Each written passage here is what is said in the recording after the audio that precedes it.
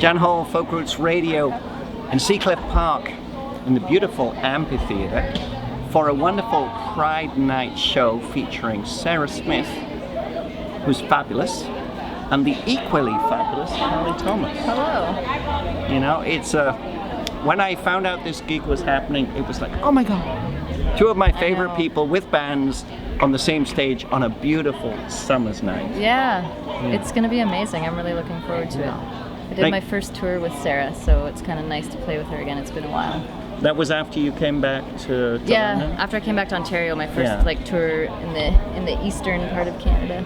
Now you're both from London, and there seems like a really good community in London as far as music's concerned. It's really good. I didn't grow up in London, but I've lived there for the past 5 years or so. It's a really good base to have if you're an artist, if you're touring around southwestern Ontario, and just sort of, there's so many places to play. It's such a good circuit. There's a lot of support in London, so it's a great community. Now you've been really busy over the last few months. I think last time I checked in with you, you were heading out west. You were on tour out west. How did that go?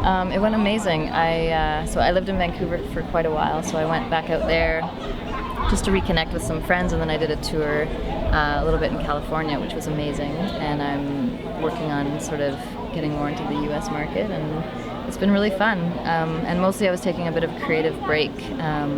Not break, just getting in the creative flow again. No, you can't mention a break. You're an artist, you got to keep going. It's nice to get some distance from where you're used to. Absolutely. Yeah, and I'm very inspired by travel and new landscapes and new people and new experiences. So now the last new music you released was Virginia for Lovers, which came out in that April, May time? It's actually on YouTube right now, but I've got to officially release it still, so it's going to come out this month. It's not been officially released? It's not like streaming or anything like that, but I've got a handful of songs just ready, so I think every few weeks from now until Christmas I'll have a new song coming out. And Versions that came out last year, now that was an album of songs you'd written previously but reimagined. And reimagined in a very interesting acoustic way. Yeah, thank you. That was a really cool project for me because I'd been playing those songs for so long, and they felt like they had been, every time I play them, they feel like they evolve a little bit more. So it was kind of nice to put those down as sort of new again. So tell us about the new songs. Well, I've got a couple singles coming out in the fall. They're sort of in the mixing stages right now. Playing around with some sort of different sounds and bringing in a bit more piano kind of sounds with my music, and I'm really excited about it.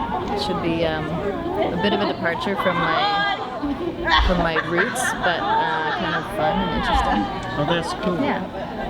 The people you play with on a show like this, do they play with you in the studio as well, or you play with different people? I play with a variety of different people in the studio. It all depends on what the song calls for. I try to stick with the people that I work with a lot, because for me, I think a big part of music is to keep it kind of feeling like a family. So that's why I love playing shows like this with the band, because it feels like we're all sort of, I don't know, it feels like a family kind of band to me.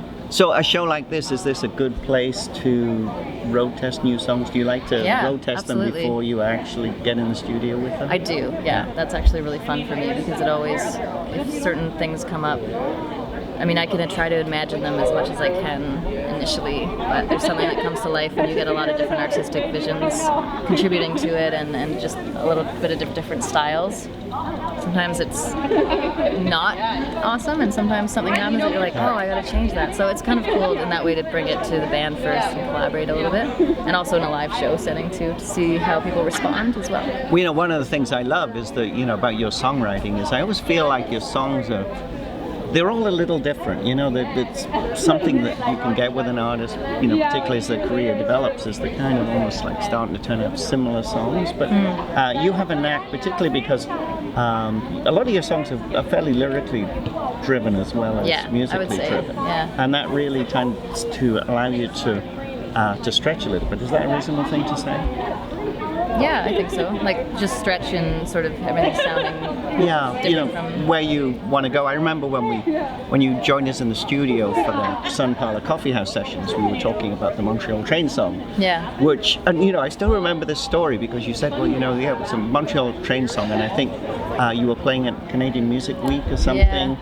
and I don't know if it was a producer or a promoter, Songwriter, yeah, I said it was a great song, but I think you didn't actually mention Montreal the training. Like, you might want to work on your title. Yeah, but it was. I'm super visual too, and I'm like a highly sensitive and feeling person, and it's just like, this sounds like that, and I wrote it there, and it just, to me, it was a bit of a funny thing that I did too, but I kind of like playing around with that, and it's more of maybe like a deep dive kind of information for Carly Thomas fans. Well, yeah, I think from a fan point of view, and I certainly would classify myself as a fan of your music, it makes it more intriguing that, you know, because you have to lean in and learn a little bit more about where the artist is coming from. So I like that too. I like to have a little something that people kind of wonder about or explore, want to listen again, just to kind of figure it out. So you got two new singles coming in the fall. I do, Virginia for Lovers, is that one of them, or is another one? That's going to be another one, and then there's another one from that same session. I've been playing it actually on the road for a long time, but it's called The Lionsgate, and I finally did a full band. Which you can find, that is on the Sun Parlor Coffee House session. Yeah. So that's going to be a nice release for me, because I feel like I know it so well, but I realize that I haven't really gotten a chance to really share it widely. So. Yeah, that's wonderful. Is there going to be an album as well? I'm hoping so, yeah.